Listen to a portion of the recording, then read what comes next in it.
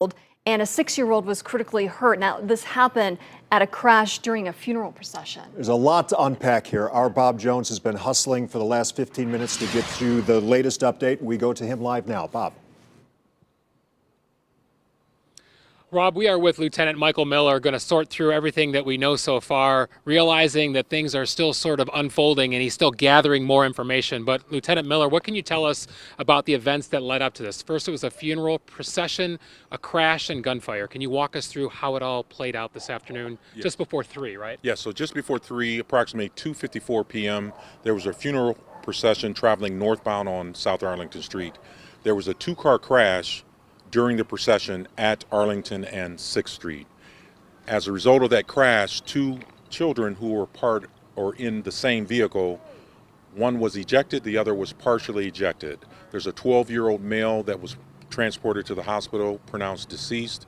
There's a 6-year-old child with very, very critical injuries as a result of that crash. And so we remain prayerful, but his injuries are described as pretty severe. And at some point there was gunfire, and it's unclear as to whether both boys or either boy was injured from the gunfire. What do we know about that? So what we believe, and again it's very preliminary, is that at some point after the accident, when the children, one of the kids were ejected, there was some type of altercation and a shot was fired at that immediate scene. We did recover a shell casing in that general vicinity of where the wrecked cars were, so someone did fire a shot intentionally. And so as it relates to both victims, they're obviously going to do a full examination to determine what additional injuries that either child may have as a result of this. Concerning though, because the driver of the other vehicle involved got out and fled on foot. So what his role was he the subject that fired? Again, we're trying to determine that.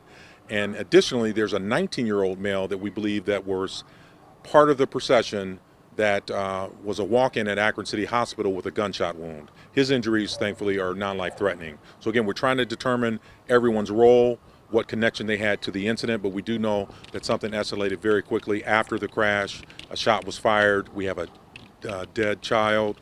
The heart of the community is broken as a result of that, and again, the other child is critically injured as well. Obviously a very tragic and chaotic scene. Have you been able to determine who fired the shots? Anyone arrested? Or those flock cameras that you are starting to use, have those been utilized?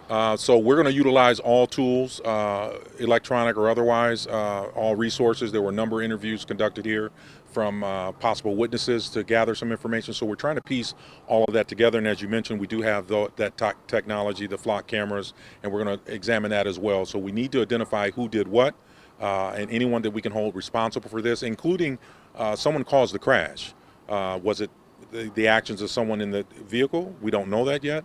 Was it the actions of the shooter, and what role did that play? But very concerning, right at the heart of the day at school dismissal. We have 2 schools here, 3 very closely related to this location, so very concerning. So some of those were locked down at some point? I believe at least lifted? The lockdowns that were put in place were lifted. I know one school for sure was placed in lockdown. Okay, and again, no charges yet? We don't have anyone in custody, and so once we determine, everyone's role, any charges, applicable charges, will be examined at that point. Okay, thank you, Lieutenant Michael Miller, for bringing us the latest on this tragic situation on Arlington Street. Obviously, a lot to sort through and figure out throughout the afternoon, and we'll bring you more information on News 5 as we learn it. Back to you guys. Tragic situation indeed. Bob, thank you so much. Stay on it. We will come back to you as soon as we can.